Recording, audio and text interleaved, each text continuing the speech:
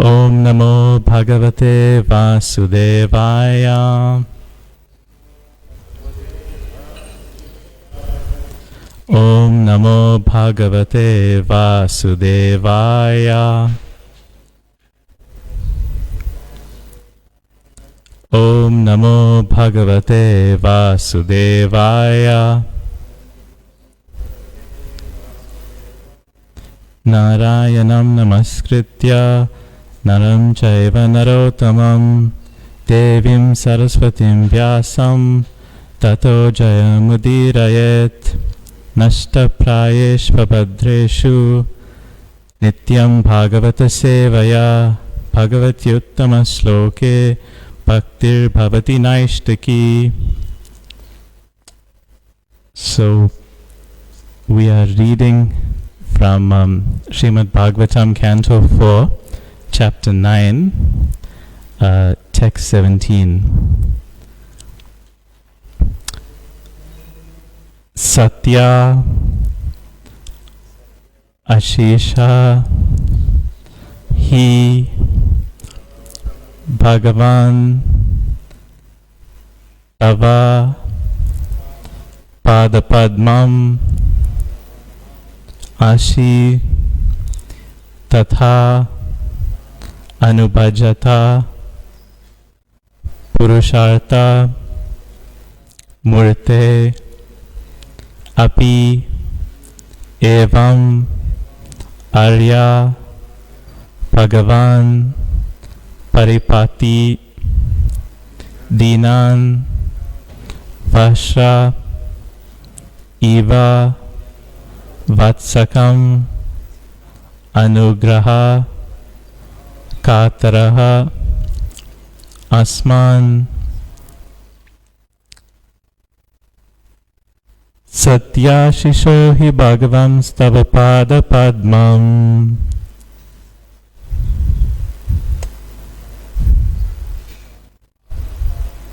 Satya Shisho Hi Bhagavam Stava Pada Padmam.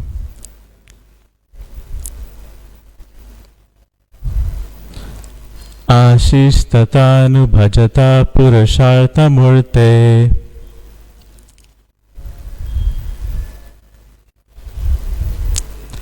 Apyevam Arya Bhagavan Paripati Dinan.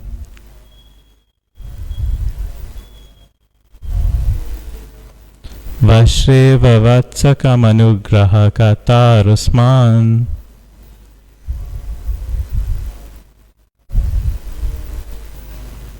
Satya Shisho Hi Bhagavam Tava Pada Padmam.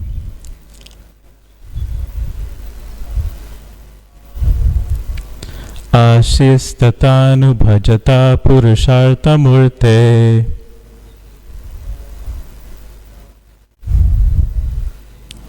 Apyevam Arya Bhagavan Paripati Dinan.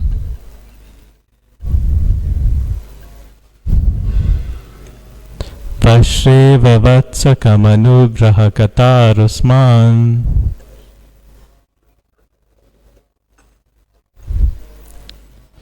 Satya Shisho Hi Bhagavam Stava Pada Padmam.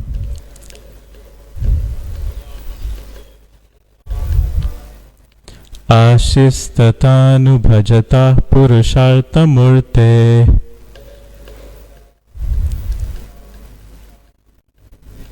Apyevam Arya Bhagavan Paripati Dinan.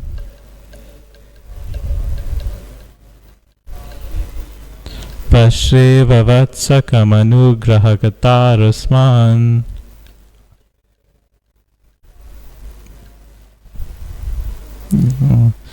Satya Shisho Hi Bhagavam Stava Pada Padmam. Satya Shisho Hi Bhagavam Stava Pada Padmam. Ashis Tatanu Bhajata Purushartha Murte.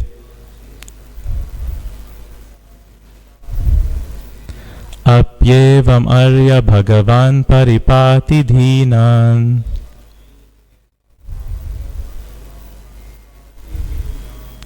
Vashreva vatsakam anugrahakatarusman.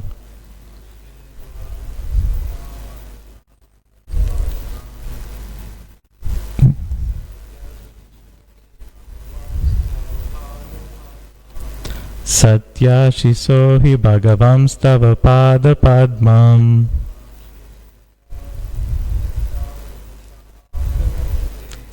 Ashistatanu bhajata purushartha murte.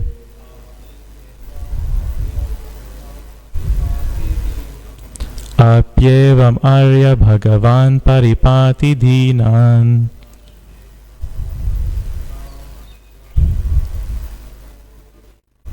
Vashreva vatsakam anugrahakatarosman. Vaishnavis.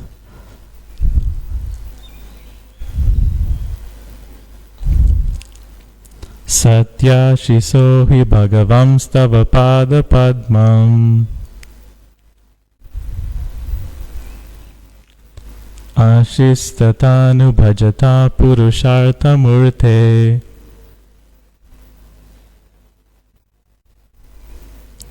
Apyevam arya bhagavan paripati dhinan.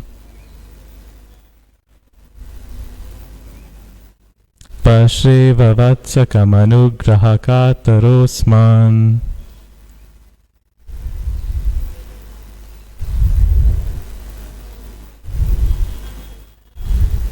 Satya shiso hi bhagavam stava pada padmam. Ashistatanu bhajata purushartha murte.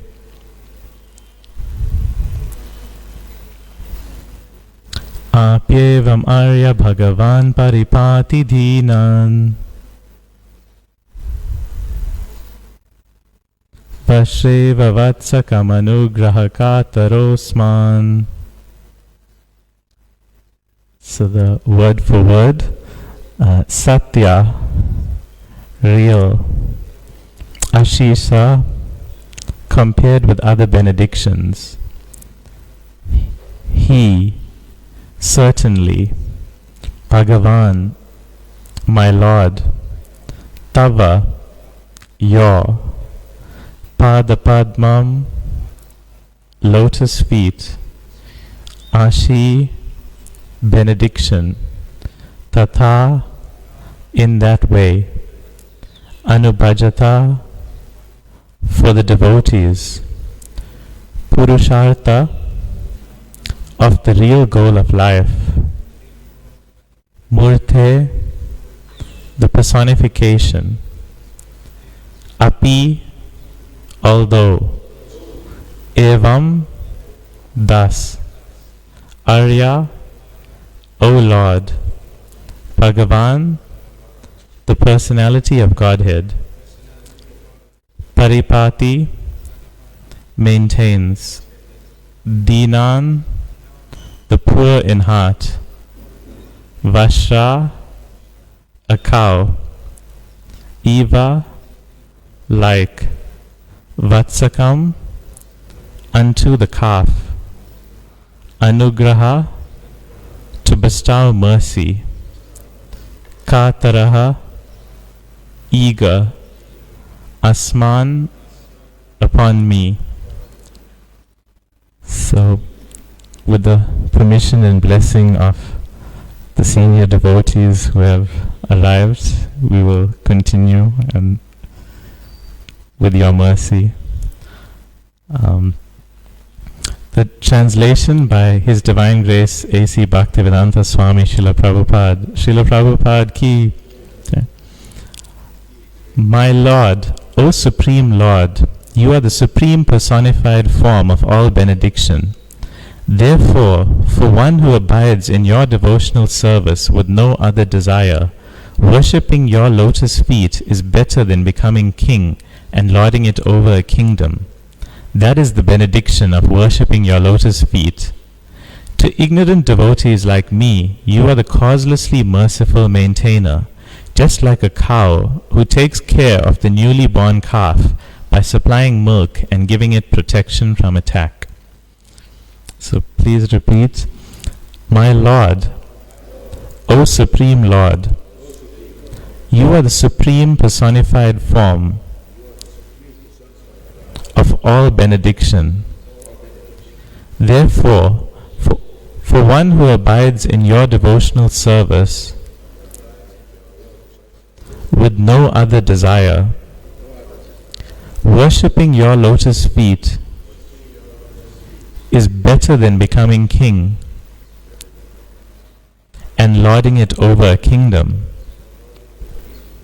That is the benediction of worshipping your lotus feet. To ignorant devotees like me, you are the causelessly merciful maintainer. Just like a cow who takes care of the newly born calf by supplying milk and giving it protection from attack. Purport by Srila Prabhupada. Dhruva Maharaj was cognizant of the defective nature of his own devotional service. Pure devotional service is without material form and is not covered by mental speculation or fruitive activities. Pure devotional service is therefore called ahaituki, unmotivated. Dhruva Maharaj knew that he had come to worship the Lord in devotional service with a motive, to get the kingdom of his father. Such an adulterated devotee can never see the Supreme Personality of Godhead face to face. He therefore felt very grateful for the causeless mercy of the Lord. The Lord is so merciful that not only does he fulfill the desires of a devotee who is driven by ignorance and desires for material benefit, but he also gives such a devotee all protection, just as a cow gives milk to a newly born calf. In the Bhagavad Gita, it is said that the Lord gives intelligence to the constantly engaged devotee so that he may gradually approach the Lord without difficulty. A devotee must be very sincere in his devotional service. Then, although there may be many things wrong on the devotee's part, Krishna will guide him and gradually elevate him to the highest position of devotional service. The Lord is addressed herein by Dhruva Maharaj as Purushartha Murti, the ultimate goal of life. Generally, Purushartha is taken to mean execution of a type of religious principle or worship of God in order to get material benediction. Prayers for material benediction are intended for satisfying the senses, and when one is frustrated and cannot fully satisfy the senses in spite of all endeavor, he desires liberation or freedom from material existence. These activities are generally called Purushartha. But actually, the ultimate goal is to understand the Supreme Personality of Godhead. This is called Panchama Purushartha, the ultimate goal of life.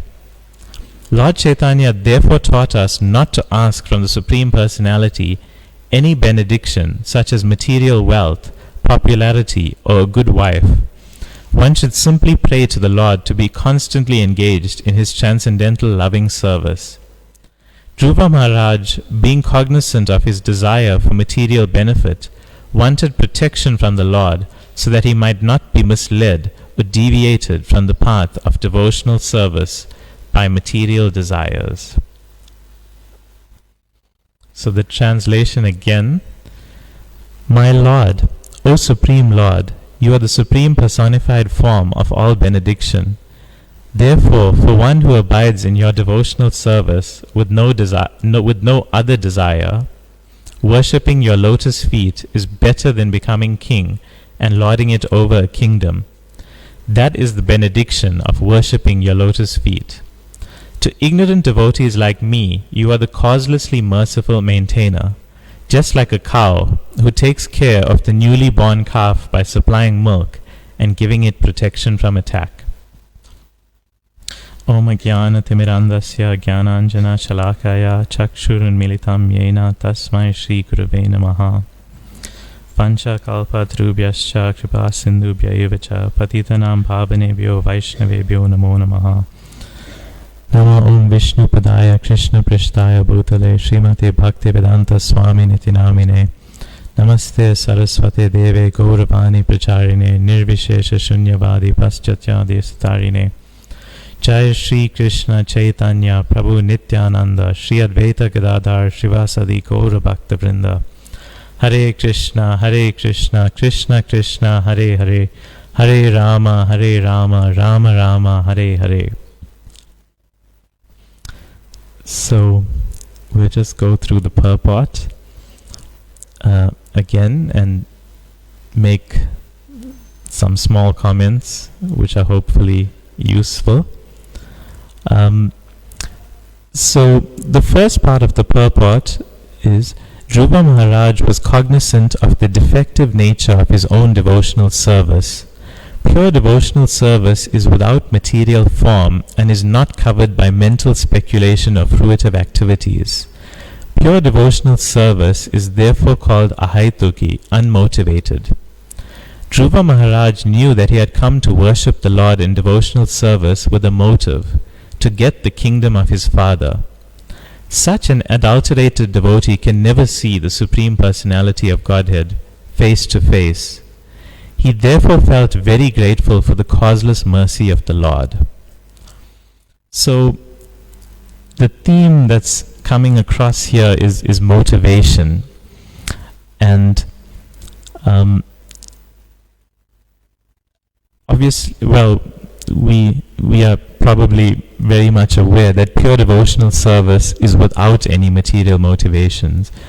And it's nicely explained as well and elaborated in another verse in the Srimad Bhagavatam, which I'll read. It's 5:18-21. I'll just read a part of the purport, because I think sometimes we're aware that pure devotional service is pure. It's without any desires for fruitive activities, without any tinge of mental speculation. And this may dishearten us a bit, because we are not on that platform. Well, I don't want to speak for everyone, but I can speak for myself that I'm not free from material desire.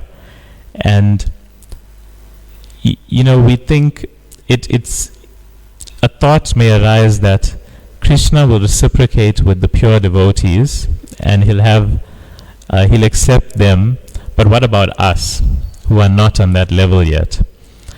And so in this purport we get some hope. So in this purport 5:18-21, Prabhupada writes, Srila Vishwanath Chakravarti Thakur explains that even if a devotee wishes the Lord to fulfill a particular desire, the devotee should not be considered a sakam bhakta, a devotee with some motive. In the Bhagavad Gita 7:16, Krishna says, O best among the Bharatas, Arjuna, 4 kinds of pious men render devotional service unto me: the distressed, the desirer of wealth, the inquisitive, and he who is searching for knowledge of the Absolute. The Artha and the Artharthi, who approach the Supreme Personality of Godhead for relief from misery or for some money, are not sakam bhaktas, although they appear to be. Being neophyte devotees, they are simply ignorant. Later in Bhagavad Gita, the Lord says, Udara sarva ivaite. They are all magnanimous, udaraha.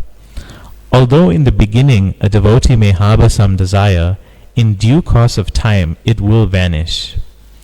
Therefore the Srimad Bhagavatam enjoins, a person who has broader intelligence, whether he is full of all material desire, is free from material desire, or has a desire for liberation, must by all means worship the Supreme Whole, the Personality of Godhead. This is from Srimad Bhagavatam 2:3-10. If one wants something material, he should pray to no one but the Lord to fulfill his desire. If one approaches a demigod for the fulfillment of his desires, he is to be considered nashta buddhi, bereft of all good sense. Krishna says in Bhagavad Gita 7:20, "Those whose minds are distorted by material desires surrender unto demigods and follow the particular rules and regulations of worship according to their own natures." Lakshmi Devi advises all devotees who approach the Lord with material desires that according to her practical experience, the Lord is Kamadev, and thus there is no need to ask him for anything material. She says that everyone should simply serve the Lord without any motive. Since the Supreme Personality of Godhead is sitting in everyone's heart, he knows everyone's thoughts, and in due course of time he will fulfill all desires. Shri Shri Radha Radhanath ki jai. Shri Chaitanya Mahaprabhu ki jai. Shri Giriraj Govardhan ki jai. Srila Prabhupada ki jai. Therefore, let us completely depend on the service of the Lord without bothering him with our material requests. So, that purport gives us some hope that even though we may have material desires, and even though we may approach the Lord with those material desires, in due course of time they will vanish. We shouldn't resort to, asking the demigods to fulfill our desires. We can approach the Lord with our material desires. We should approach the Lord with anything, no matter whether we have many material desires, few, the desire for liberation, whatever desires we have, we should approach Krishna and no one else. And as our original purport continues, the Lord is so merciful that not only does he fulfill the desires of a devotee who is driven by ignorance and desires for material benefit, but he also gives such a devotee all protection, just as a cow gives milk to a newly born calf. I should also mention that despite Dhruva Maharaj approaching the Lord with a material motive, he still got the darshan of the Lord, which is quite amazing, because and he admits it himself. Dhruva Maharaj admits that he came with a material desire, but due to the causeless mercy of the Lord, he got the darshan of the Lord. So this also gives us hope that Krishna doesn't only reciprocate with the pure devotees, he reciprocates with devotees on all levels, and his mercy is there for all of us. And this is further elaborated when he says, he also gives such a devotee all protection, just as a cow gives milk to a newly born calf. So maybe I'm reading a bit too much into this, but I noticed that in the Sanskrit translation, the word there was vatsakam, unto the calf.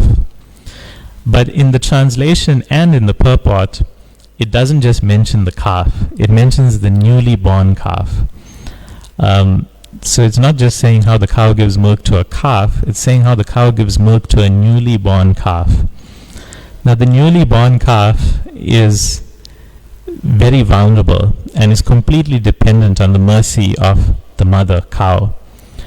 And the cow's milk to the newly born calf is actually very special. It's got that colostrum is the name of it. It's a very special substance that it improves the immunity of the calf for their whole life. Actually, a very important principle is that within just after the calf is born, the calf should have exclusive access to the mother. For we shouldn't be milking the mother in the first few months after the calf is born. It's actually very important for the health of the calf for their whole life, and in a way, and it also increases the milk that the mother gives also, because the cow gives milk based on their happiness. So when the cow and the calf are joined together for their first few months, the mother gets very happy, and naturally she gives more milk in to reciprocate afterwards. And the calf actually, the immunity that and health that the calf develops is for their whole life, it lasts. And some of the devotees have been finding that actually when the calves are raised in this way, when the female calves eventually become mothers themselves, they give 10% more milk than their own mothers. So actually we see in the generations the cows give more and more milk, provided that they're well taken care of. So I just made I don't know if it's a valid connection, but just as how the cow gives the first milk, very special milk, to the newly born calf, which affects its whole life, in the same way the Lord is giving us His mercy that is always with us. It's never withdrawn. That mercy is always available for us. And it's, of course, we can be naughty calves and, get ourselves in trouble. But that mercy of the Lord is always there for us if we choose to accept it. So anyway, that was just some important principles for any of us who are hoping to see any ISKCON farm communities and eco-villages. This is some things I heard from Bhakti Rasamrita Swami about how the calf should have exclusive access to the mother in its first few months. So just continuing on, in the Bhagavad Gita it is said that the Lord gives intelligence to the constantly engaged devotee so that he may gradually approach the Lord without difficulty. A devotee must be very sincere in his devotional service. Then, although there may be many things wrong on the devotee's part, Krishna will guide him and gradually elevate him to the highest position of devotional service. So this gives us more confidence as well, that there may be many things wrong on our part, but as long as we are sincere in our practice of devotional service, Krishna will gradually elevate us and we will eventually attain the highest position of devotional service. And then the next paragraph in the purport, the theme kind of switches a little bit, and the purport says, Prabhupada says, the Lord is addressed herein by Dhruva Maharaj as Purushartha Murti, the ultimate goal of life. So here, I'll mention the purport, and then I'll also just mention what exactly the Purushartha is in that part of the purport. So the purport says, generally, Purushartha is taken to mean execution of a type of religious principle or worship of God. So this is dharma. In order to get material benediction, which is artha. Prayers for material benediction are intended for satisfying the senses. This is kama. And when one is frustrated and cannot fully satisfy the senses, in spite of all endeavor, he desires liberation or freedom from material existence. So this is moksha. These activities are generally called Purushartha. So this is quite popular in the Vedic literature, that these four goals are mentioned and aspired for by many people: dharma, artha, kama, and moksha. But following this it's mentioned, but actually the ultimate goal is to understand the Supreme Personality of Godhead. This is called Panchama Purushartha, the ultimate goal of life. So Panchama Purushartha means the fifth Purushartha, because these other four were given previously, but the ultimate goal is the fifth one, which is to understand the Supreme Personality of Godhead. And it's further elaborated in a verse in the Chaitanya Charitamrita, which I'll just read, which mentions Panchama Purushartha. This is Madhya Leela 9:261. Shravana Kirtana Haite Krishna Haya Prema Se Panchama Purushartha Purusharte Sima. When one comes to the platform of loving service to Lord Krishna by executing these 9 processes, beginning with hearing and chanting, he has attained the 5th platform of success and the limit of life's goals. The purport is, everyone is after success in religion, economic development, sense gratification, and ultimately merging into the existence of Brahman. These are the general practices of the common man. But according to the strict principles of the Vedas, the highest attainment is to rise to the platform of Shravanam Kirtanam, hearing and chanting about the Supreme Personality of Godhead. This is confirmed in Srimad Bhagavatam 1.1.2. Completely rejecting all religious activities which are materially motivated, this Bhagavat Purana propounds the highest truth, which is understandable by those devotees who are fully pure in heart. The highest truth is reality distinguished from illusion for the welfare of all. Such truth uproots the threefold miseries. This beautiful Bhagavatam, compiled by the great sage Sri Vyasadeva, is sufficient in itself for God realization. What is the need of any other scripture? As soon as one attentively and submissively hears the message of Bhagavatam by this culture of knowledge, the Supreme Lord is established within his heart. This verse of Srimad Bhagavatam rejects as cheating processes all religious activities that aim at achieving materialistic goals, including dharma, artha, kama, and even moksha or liberation. According to Sridhar Swami, the material conception of success, moksha or liberation, is desired by those in material existence. Devotees, however, not being situated in material existence, have no desire for liberation. A devotee is always liberated in all stages of life because he is always engaged in the 9 items of devotional service, Shravanam, Kirtanam, etc. Sri Chaitanya Mahaprabhu's philosophy holds that devotional service to Krishna always exists in everyone's heart. It simply has to be awakened by the process of Shravanam Kirtanam Vishnu. Shravanada Shuddha Chitti Karaya Udaya. When a person is actually engaged in devotional service, his eternal relationship with the Lord, the servant-master relationship, is awakened. So we're seeing that although the Vedic literature may mention this dharma, artha, kama, and moksha, the Srimad Bhagavatam, which is the ripened fruit of the Vedic literature, is rejecting all of that as cheating. And it's only accepting the ultimate goal of life, which is the Panchama Purushartha, which is to develop love of God. And the famous phrase that Prabhupada uses as Prema Pumartha Mahan, which comes from Srila Vishwanath Chakravarti Thakur, that the ultimate goal of life is to develop love of God, love of Krishna. So then continuing in the purport,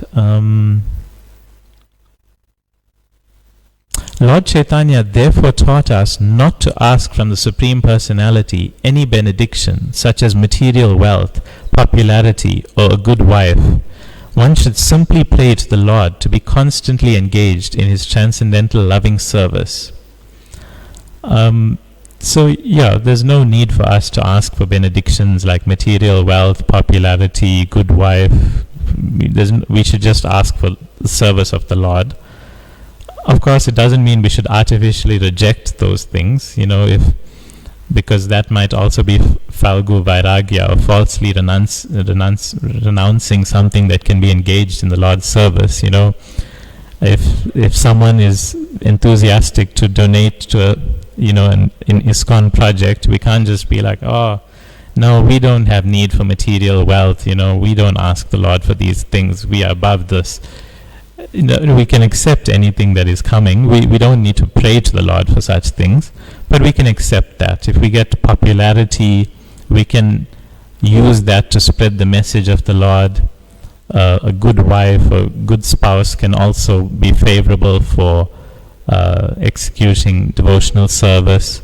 So we don't need to ask the Lord for these things, but if these things come, we don't need to reject them either. Dhruva Maharaj, being cognizant of his desire for material benefit, wanted protection from the Lord so that he might not be misled or deviated from the path of devotional service by material desires. So I think this is very relevant for us, that Dhruva Maharaj recognized that he approached the Lord with a material motive. And so he wanted protection from the Lord, so that, because he knows he has this tendency, but he doesn't want to be deviated from the path of devotional service by this tendency of his material desires. So this is something we can similarly pray for, that my Lord, I know that I have material desires. I want you to protect me from those material desires. I want you to protect me from myself. So, and please keep me strictly on the path of devotional service, so that my material desires don't mislead me. So this is a very relevant prayer by Dhruva Maharaj that's also very relevant for us. And he described the Lord just like a cow who takes care of the newly born calf and giving it protection from attack that way. So similarly, we are very much dependent on the Lord. We don't have our own strength to fight our own material desires. We can do our best, but we also need the Lord's mercy to help us. I think that is the end of the purport. So we can stop there. And are there any comments, reflections, corrections, questions? Jai Sachinananda Prabhu.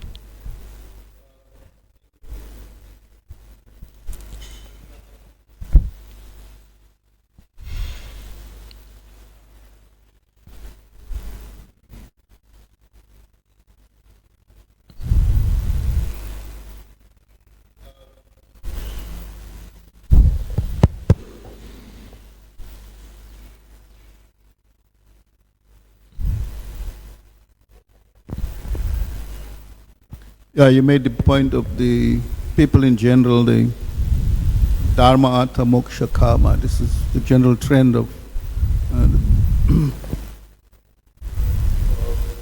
which is kind of a compromise type of religiosity, isn't it? The people, they want God but also want material. Then they worship like that. And this applies to all types of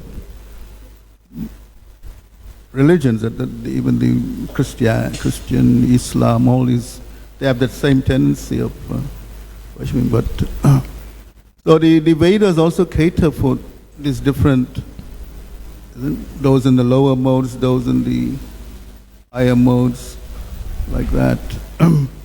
But then Krishna speaks Bhagavad Gita to elevate us also from the lowest rungs. He likens us, our advancement in spiritual consciousness, like climbing a ladder. From the lowest rungs of the ladder is like in the mode of ignorance. You just gratifying your senses as a human being, living like animals. No question of authority, like that.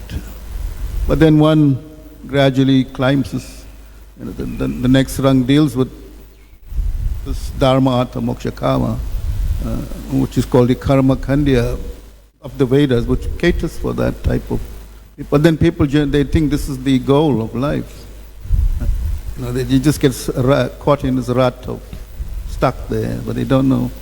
When the ladder goes up, right to the pinnacle of that is come to the point of pure goodness, Sura Sattva, and get love of God. So.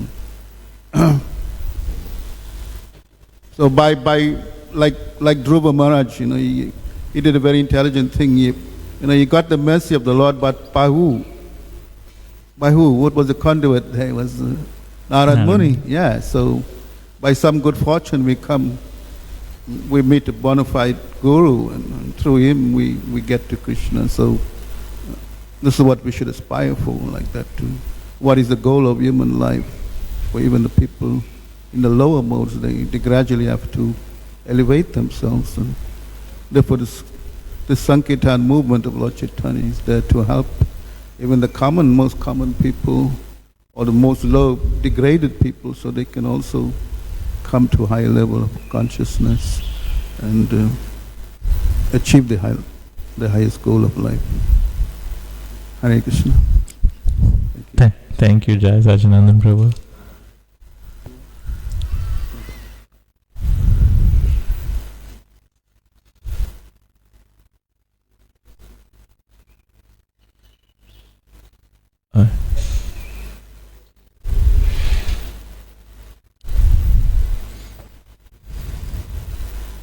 Prabhu, I'm not sure how many years old you are. Krishna is millennia old now.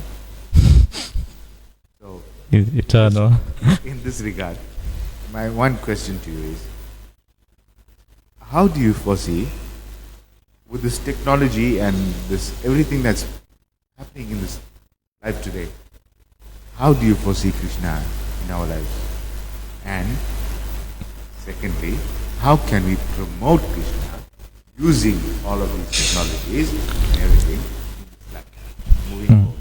Because I am a person of technology. This is how I live my life. By promoting and doing marketing and all those things.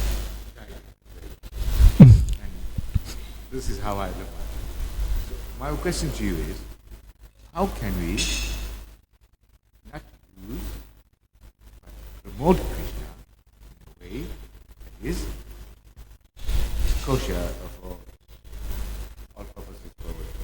Moving forward now, remember, artificial intelligence is going to become the next thing now. So, no Google anymore. The next thing is OpenAI. Yeah. So, how can you incorporate this now? That's a very, very nice question, because actually everything should be engaged in Krishna's service. That's the only way things actually have real value in this world. So all the fancy technology that humanity has created is completely useless unless it's engaged in the service of the Lord. And it's very wonderful desire that you have to engage all the technology. Myself, I'm also a technological person. So, and even Srila Prabhupada himself, when Srila Prabhupada was here, they were using cutting-edge technology of the time. Srila Prabhupada had his dictaphone, and he himself used to record his own classes in the early days. And we're always using the latest technologies, like the telegram when it came out, and Prabhupada always kept up with the times, actually, because all these technologies, when they're engaged in Krishna's service, they actually are purified. So even like this mic now, whoever created this mic is getting some benefit because it's being engaged in Krishna's service. So we should always strive to use all technologies, anything that we see in this world, we should somehow engage it in Krishna's service. How exactly we do it is, influenced by our own intelligence, our own enthusiasm. You will know better than me about all the technologies you engage in and how they can be used in Krishna's service.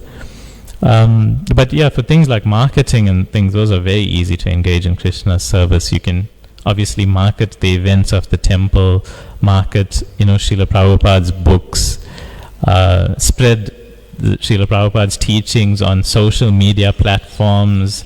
There's so many ways that technology can be engaged in Krishna's service. It's unlimited. So it's a wonderful desire that you have, and I hope that you fulfill all those desires to engage technology in Krishna's service. So thank you for that. Prabhu, my question seems to have been a little bit diluted there, but no problem. My actual question was, Krishna Bhagavan himself, you don't have to market. He is omnipotent, he is everywhere. You don't even have to think, he'll be there. So my question is the society and is the people of this current wave of whatever is happening now, are they using it in the wrong perspective? Shall we take a couple steps back and stop marketing, stop Facebook, stop Instagram and blah, blah, blah, blah, blah, all of these things. And let's go back to Godhead. This is my question now. Are these people, you said there's everyone all around the world. Do we join them in promoting Krishna, like you said, or do we ban them? This is my question. I don't think it needs to be one or the other, because there are some devotees who spread Krishna's message on Facebook and Instagram and things. So there's no need to reject these things. Personally, myself, I find no value in social media, so I'm kind of off it. But I don't have a problem with devotees using social media to spread, Krishna's message, because they have that inclination. So it depends on the inclinations. It's wonderful for devotees who are inclined to have a more simpler, natural way of life, like taking care of cows, living simply, growing their own food. That's very, very conducive for Krishna consciousness without getting distracted by all the material elements that we surround ourselves with. That's wonderful. However, even amongst devotees, we may not be ready to accept that kind of lifestyle because of our own, baggage that we're coming with. So if we're attached to social media, let's engage it in Krishna's service. We may have attachments to certain technologies. It's instead of giving it up, which may be hard and may be artificial, because if you artificially give something up, you just go back to it later on, and it's still there in your mind, it's still there in your consciousness. But when you engage it in Krishna's service, then it purifies that attachment. So there's I don't think it's one way or the other. It's like this is wrong and this is right. It's whatever stage we in, whatever circumstances we find ourselves in, let's engage that in Krishna's service. So, yeah. Is that okay? Okay.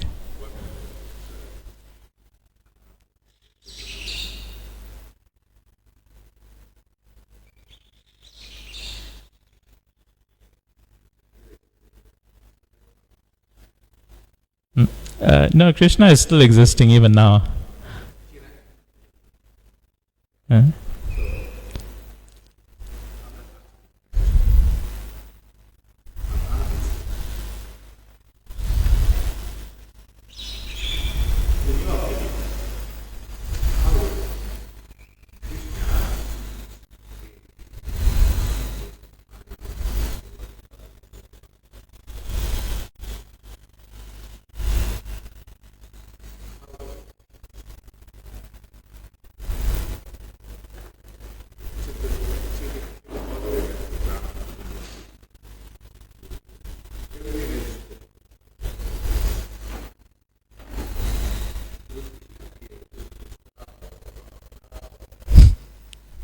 Yeah, Krishna is the ultimate superstar of so, but and just to clarify, Krishna is eternally existing.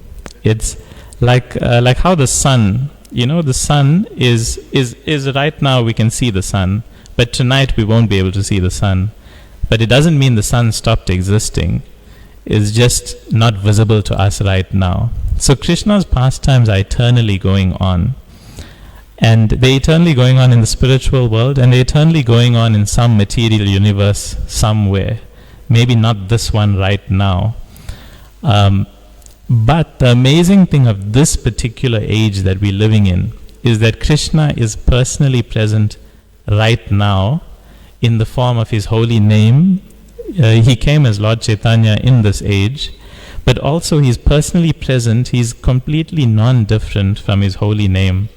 That's why we chant every day, Hare Krishna, Krishna Krishna, Hare Hare, Hare Rama, Rama Rama, Hare Hare.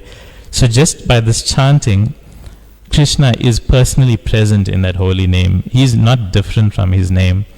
If we start saying my name, or if I say water, water, water, if I'm thirsty and I keep on saying water, water, water, it doesn't quench my thirst. There's a difference between the word water and the actual substance water. But with Krishna's name, there's no difference. Krishna and his name are completely identical in every respect. In fact, you could say that the holy name of Krishna is even more merciful than Krishna, because the holy name of Krishna is present before us right now, even though Krishna in his his more beautiful form is not present, but the holy name of Krishna is always accessible to us. So in a way, it's Krishna in an even more merciful form.